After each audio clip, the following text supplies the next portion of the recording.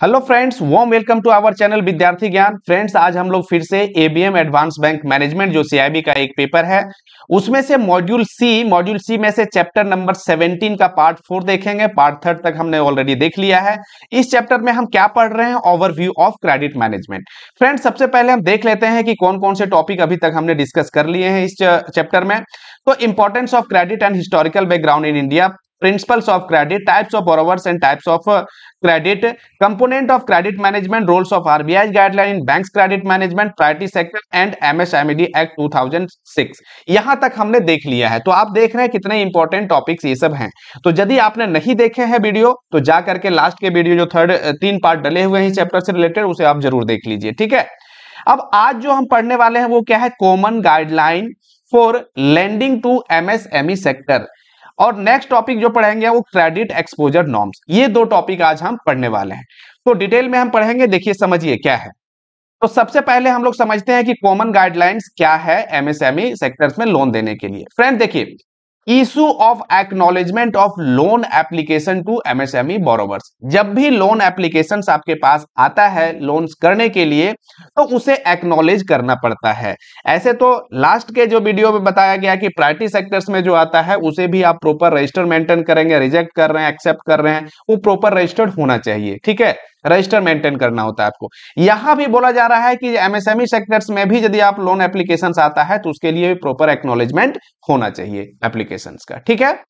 चलिए आगे है कोलेटरल। कोलेटरल के बारे में देखते हैं क्या कहता है कि banks are mandated not to accept collateral security in the case of loans up to 10 lakh extended to unit in MSE sector. देखिए यहां जो हम पढ़ रहे हैं, क्या पढ़ रहे हैं? MSME sector, micro small and medium enterprises. लेकिन यहां कोलेटरल्स की जो बात कर रहा है वो माइक्रो एंड स्मॉल एंटरप्राइजेज की बात कर रहा है कि यदि माइक्रो एंड स्मॉल एंटरप्राइजेज में आप लोन दे रहे हैं तो 10 लाख तक कोलेटरल एक्सेप्ट नहीं करना है, कोलेटरल्स नहीं लेना है। बैंक को ऐसा मैंडेट किया गया है, ठीक है।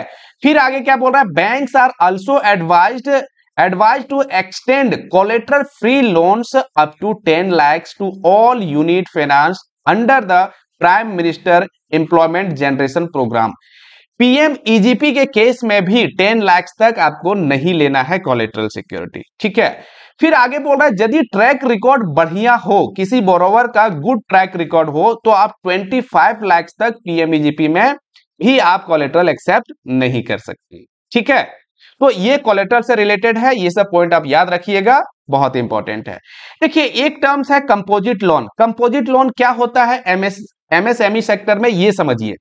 तो ऐसे यदि आप कंपोजिट लोन की बात करिएगा तो किसी को हाउस कंस्ट्रक्शन के लिए और प्लॉट खरीदने के लिए, दोनों के लिए यदि लोन प्रोवाइड कर रहे हैं तो कंपोजिट लोन कहलाते हैं। लेकिन यहां कंपोजिट लोन का मतलब ये हो गया कि जब किसी बोरोवर को आप वर्किंग कैपिटल और टर्म लोन्स, ठीक है, दोनों दे रहे हैं एक साथ में एक जगह दोनों मिल रहा है उसे, तो उसे कंपोजिट लोन बोला जाता है।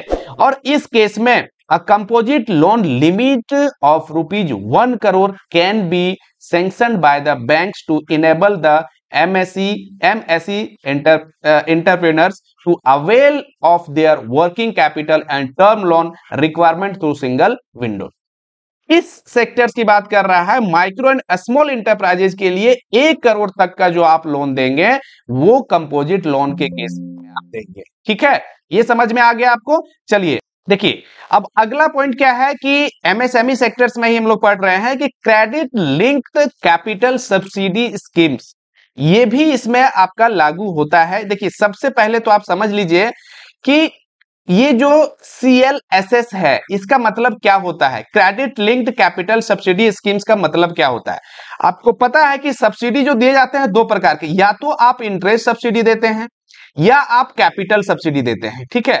तो इंटरेस्ट सब्सिडी में क्या होता है कि रेट ऑफ इंटरेस्ट में आप उसे क्या कर सकते हैं? रेट ऑफ इंटरेस्ट जैसे कि 7% लग रहा है तो 3% का आपने सब्सिडी दे दिया तो 4% का उसका एक्चुअल रेट ऑफ इंटरेस्ट लग रहा है, ठीक है। ये क्या हो गया? इंटरेस्ट सब्सिडी हो गया, इंटरेस्ट सबवेंशन भी आप बोलते हैं। लेकिन कब कैपिटल सब्सिडी देते हैं, इसमें क्या करते हैं कि यदि किसी बोरोवर ने 1 लाख रुपए का लोन लिया हुआ है, 1 लाख रुपए के लोन में आप क्या करते हैं कि कुछ पार्ट तक इसका इंटरेस्ट में छूट देते हैं, जैसे कि 10,000 तक यदि आप बोलें कि कैपिटल सब्सिडी दे रहे हैं, इसका मतलब है कि 10,000 तक इसका रेट ऑफ इंटरेस्ट नहीं लगेगा। रेट ऑफ इंटरेस्ट जो लगेगा वो सिर्फ और सिर्फ 90,000 का लगेगा। ये क्या कहलाता है? ये कैपिटल सब्सिडी कहलाता है। मींस आप इंटरेस्ट में उसे नहीं छूट दे करके डायरेक्ट कैपिटल्स में से कुछ पार्ट को आप इंटरेस्ट नहीं लेते हैं, वो आपका कैपिटल सब्सिडी कहलाता है फ्रेंड्स। ठीक है, तो एमएसएमई सेक्टर्स की यदि हम बात करें तो इसमें क्या कह रहा है कि credit linked capital subsidy schemes लागू होता है। The schemes aims at facilitating technology upgradations by providing 15% upfront capital subsidy up to a maximum cap of ₹15 lakh. Means इस केस में माइक्रो एंड स्मॉल इंटरप्राइजेज के लिए यदि आप लोन देते हैं तो वहां कैपिटल सब्सिडी दिया जा सकता है जो 15%, मैक्सिमम आपका 15% तक होगा। जो भी लोन लिया जा रहा है, जो भी लोन लिया गया है उसका 15% तक जो कैपिटल होगा वहां उतना आप इंटरेस्ट उसे नहीं ले सकते हैं। ठीक है, maximum investment in approved machinery is ₹1 crore. अब 1 करोड़ का कोई इन्वेस्टमेंट कर रहा है, 1 करोड़ का इन्वेस्टमेंट में यदि 15% का आप कैपिटल सब्सिडी दे रहे हैं, इसका मतलब है कि 15 लाख तक का आप क्या कर रहे हैं?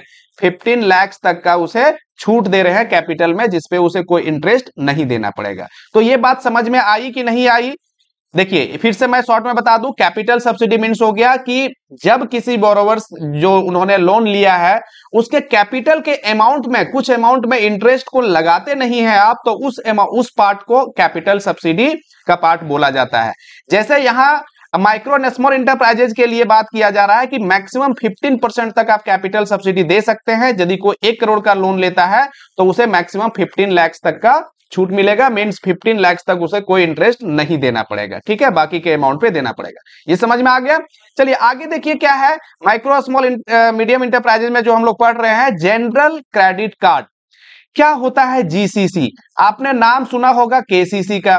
केसीसी क्या होता है? जो एग्रीकल्चर क्षेत्र से जुड़े हुए हैं उनको दिया जाता है, फार्मर्स को दिया जाता है। लेकिन जो एग्रीकल्चर क्षेत्र से जुड़े नहीं हैं और केसीसी के जैसा उसे भी प्रोवाइड किया जाता है फैसिलिटी, उसे ही जीसीसी बोला जाता है। ये क्लियर हो गया?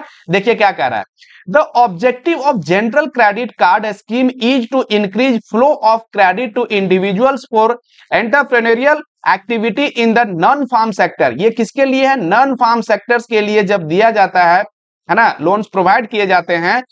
Any credit facility extended under the scheme would include both working capital and term loan requirement of the entrepreneur.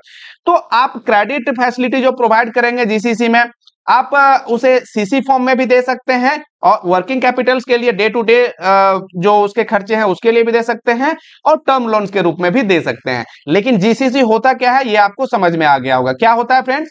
जब आप नॉन फार्म एक्टिविटी के लिए लोन प्रोवाइड करते हैं तो उस केस में जो लोन्स दिए जाते हैं वो जनरल क्रेडिट कार्ड्स कहलाते हैं। आप देखिए यहां नाम आया क्रेडिट कार्ड का, तो क्रेडिट कार्ड नाम इसका क्यों पड़ा है? तो क्रेडिट कार्ड, इसके स्मार्ट कार्ड, इसको ऐसे बोरोवर्स को आप दे सकते हैं जहां से वो लोन्स के अमाउंट्स को निकाल सकता है। जो आप सीसी फैसिलिटी उसे प्रोवाइड करेंगे उस अमाउंट को वो क्या कर सकता है? एटीएम से भी निकाल सकता है। ठीक है, तो इसलिए इसे जनरल क्रेडिट कार्ड बोला गया है। क्रेडिट कार्ड क्यों?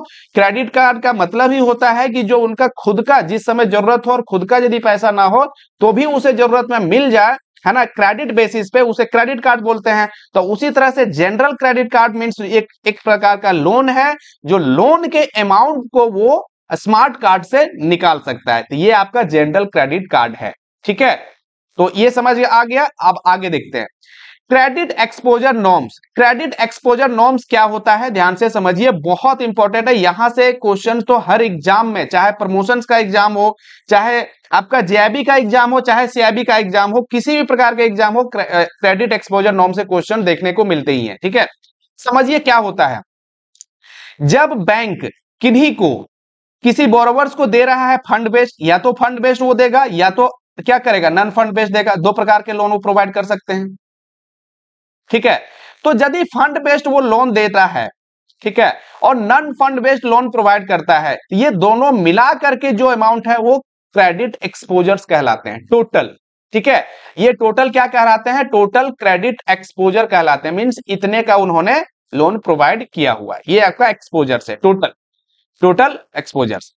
अब यहां पे हम समझते हैं कि ये जो गाइडलाइंस कह रहा है, एक सेकेंड, ये जो गाइडलाइंस कह रहा है कि कितना क्रेडिट एक्सपोजर किया जा सकता है इसके बारे में।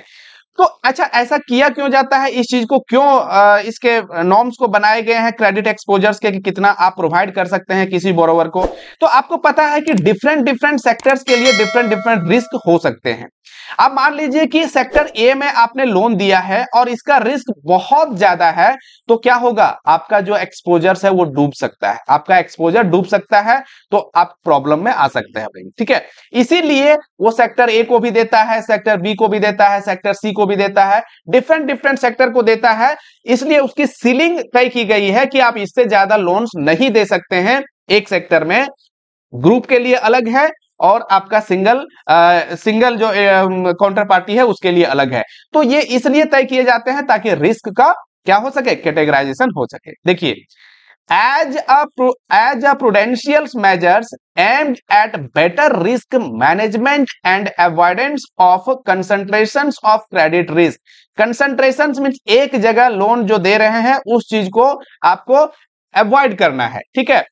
RBI has advised the banks to fix limit on their exposure to a specific industry or sector and has prescribed regulatory limit on banks exposure to single counterparty and group of connected counterparty। आप single counter party को दे रहे हैं, counter party means borrower, single borrowers को दे रहे हैं या groups of the borrowers को दे रहे हैं, तो उसके लिए अलग अलग क्या है, लिमिट को फिक्स किया गया है। Total exposure is inclusive of fund based and non fund based exposure of the bank. अभी बताया मैंने कि टोटल एक्सपोजर्स क्या होता है, फंड बेस्ड और नॉन फंड बेस्ड मिला करके जो एक्सपोजर है वो आपके टोटल एक्सपोजर्स कहलाते हैं बैंक का, जो आप लोन प्रोवाइड करते हैं, ठीक है।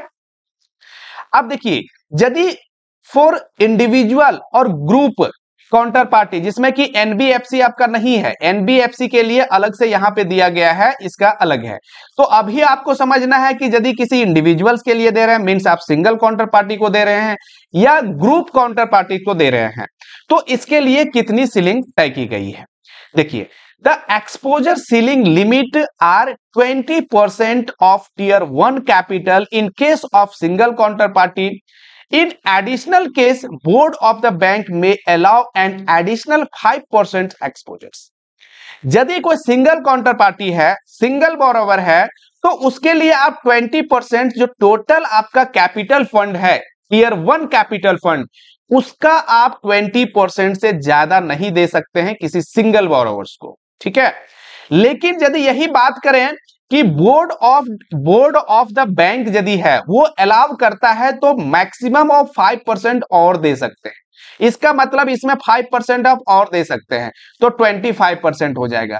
तो इस तरह से हम कह सकते हैं कि किसी सिंगल बोरोवर को, सिंगल काउंटर पार्टी को मैक्सिमम कितना दिया जा सकता है, तो मैक्सिमम 25% तक दिया जा सकता है टियर 1 कैपिटल का जो बैंक का है, ठीक है। नॉर्मली तो 20% देंगे, लेकिन बोर्ड ऑफ द बैंक यदि अलाउ करता है तो 5% और भी हम दे करके इस तरह से 25% मैक्सिमम दे सकते हैं, ठीक है।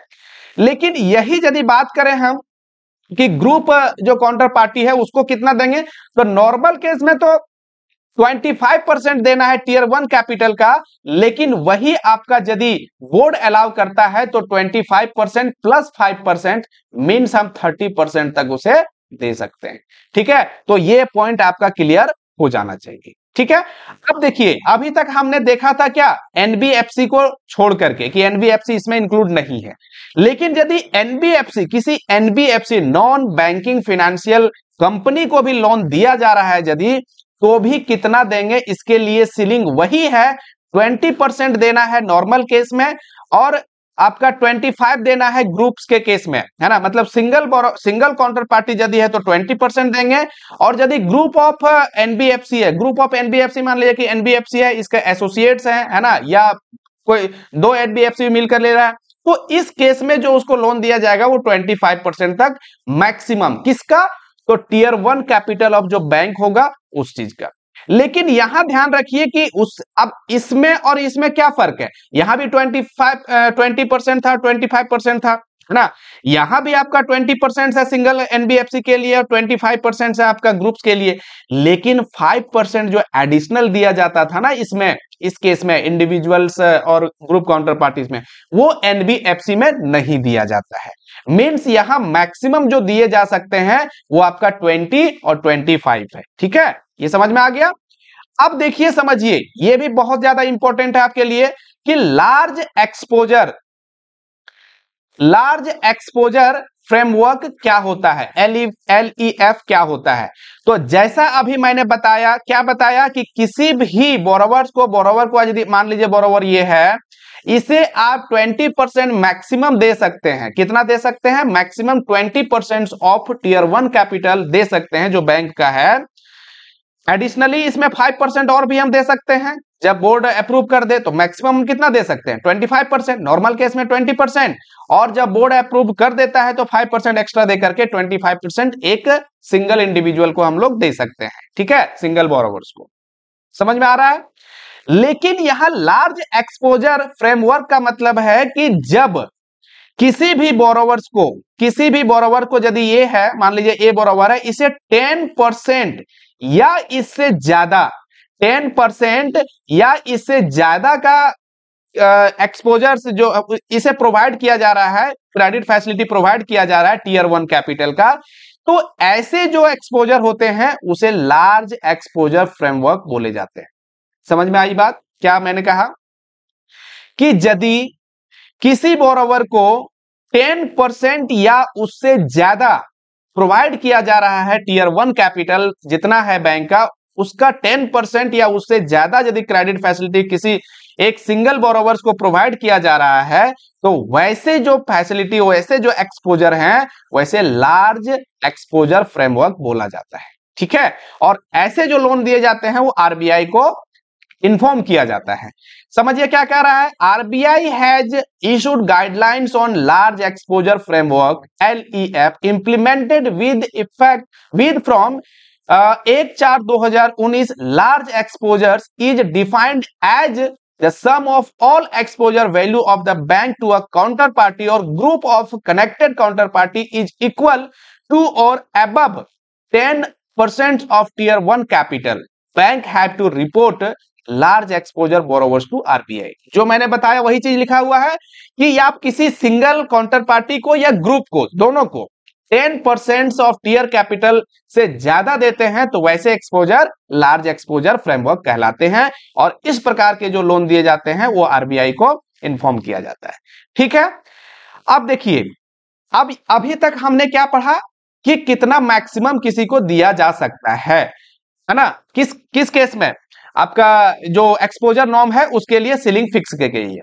लेकिन यहां कुछ एग्जेम्पशंस भी है कि कुछ ऐसे सेक्टर है जहां पे कोई रेस्ट्रिक्शंस नहीं है, जहां आप जितनी मर्जी दे सकते हैं। जैसे कौन से हैं? Large exposure framework has exempted exposure to government of India को लोन दे रहे हैं, आरबीआई को दे रहे हैं, स्टेट गवर्नमेंट को दे रहे हैं, तो ऐसे केस में कोई सीलिंग फिक्स नहीं की गई है। Exposures where principals and interest are fully guaranteed by government of India और आरबीआई। यदि आरबीआई को डायरेक्ट आप मतलब दे रहे हैं या गवर्नमेंट ऑफ इंडिया को, या इसके द्वारा कोई ऐसे सेक्टर है जहां फुल्ली गारंटी ली गई है इन लोगों के द्वारा, क्या चीज का? प्रिंसिपल और इंटरेस्ट का, तो भी वहां सीलिंग नहीं है। ठीक है, exposure insured by financial institutions issued by government of India. Government of India के द्वारा भी यदि कोई वैसा इंस्टीट्यूशन है जिसके द्वारा सिक्योर किया गया है तो भी वहां पे आप दे सकते हैं। ठीक है, अब क्या है? Intraday bank exposure, day to day जो बैंक एक दूसरे के साथ लेन देन करते हैं तो उस केस में भी सीलिंग फिक्स नहीं है। नेक्स्ट है deposit maintain with NABARD for shortfall in targets of priority sector lending. आपको पता है कि जब प्रायोरिटी सेक्टर्स का टारगेट को फुलफिल नहीं किया जाता है, नहीं हो पाता है, तो नाबार्ड के पास जो शॉर्टफॉल है उसे जमा करवाया जाता है। जब ऐसा शॉर्टफॉल को जमा कराया जाता है तो वो भी आपका सीलिंग्स में नहीं है, वो भी आपका क्रेडिट एक्सपोजर नॉर्म्स का पार्ट नहीं बनेगा। ठीक है, उसमें भी मतलब सीलिंग का कोई ऐसा नहीं है कि इतना तक आप वहां कर सकते हैं, तो वहां भी आपका एग्जेम्पशन है एक्सपोजर नॉर्म्स का। ठीक है फ्रेंड्स, चलिए नेक्स्ट टॉपिक हम लोग देखते हैं। देखिए रेस्ट्रिक्शंस ऑन सम क्रेडिट। अब जो नेक्स्ट टॉपिक है ये क्या है, रेस्ट्रिक्शंस ऑन सम क्रेडिट। कहां पे आप लोन नहीं दे सकते हैं, banks can not provide loans, किस किस क्षेत्र में, तो in respect of advances against its own share. यदि बैंक का शेयर है और बैंक के शेयर के अगेंस्ट में ही लोन देना हो तो नहीं दे सकती है बैंक, ठीक है। नेक्स्ट है directors and their relatives. Bank के डायरेक्टर्स, खुद के डायरेक्टर और उसके रिलेटिव्स को भी लोन नहीं दिए जा सकते हैं। Senior officials and sanctioning committee members of the bank, जो लोन सैंक्शनिंग कमेटी है ना, जो मेंबर्स हैं उसे भी लोन्स नहीं दिए जा सकते हैं। नेक्स्ट है एफडीआर, फिक्स्ड डिपॉजिट रिसीट जो होते हैं, और other term deposits of the other bank. FDR और कोई दूसरे टर्म्स डिपॉजिट्स के अगेंस्ट में भी बैंक लोन नहीं दे सकती है, दूसरे बैंक के एफडीआर के अगेंस्ट में, खुद के एफडीआर में तो देती ही है, ठीक है। म्यूचुअल फाइनेंस के लिए यदि लेना है, म्यूचुअल फंड्स के लिए भी लेना है तो भी आप नहीं, तो भी बैंक प्रोवाइड नहीं करती है लोन। परचेज ऑफ गोल्ड, सोने खरीदने के लिए इन एनी फॉर्म, किसी भी फॉर्म में यदि हो तो भी बैंक प्रोवाइड नहीं करती है लोन। आगे क्या है, बाय बैक ऑफ शेयर्स और सिक्योरिटी। यदि शेयर को बायबैक किया जा रहा है और उसके लिए लोन यदि प्रोवाइड करना हो तो भी नहीं किया जाएगा। Sensitive commodities under selective credit controls, कुछ ऐसे क्रेडिट क्षेत्र, कुछ ऐसे क्षेत्र है जिसे सेंसिटिव क्षेत्र माना गया है, जहां डायरेक्टिव ये है कि उस क्षेत्र को लोन्स नहीं देना है, तो उस क्षेत्र में भी लोन प्रोवाइड नहीं किए जा सकते हैं। तो ये भी बहुत इंपॉर्टेंट है, जो मुख्य चीजें हैं वो मैंने यहाँ पे बता दिया आपको कि ये सब जगह पे लोन्स नहीं प्रोवाइड किए जा सकते हैं, तो ये आप जरूर कर लीजिए। फ्रेंड्स आज का क्लास यहीं तक रखते हैं, अब नेक्स्ट के क्लास में हम लोग बाकी चीज देखेंगे। तो यदि आपको अच्छा लगा वीडियो, अभी तक हर चीज समझ में आया है, तो डेफिनेटली आप चैनल में यदि नए हैं तो चैनल को सब्सक्राइब करिए और जितना ज्यादा हो सके वीडियो को शेयर करिए दूसरों के साथ, ताकि उनको भी फायदा मिल सके। Thank you.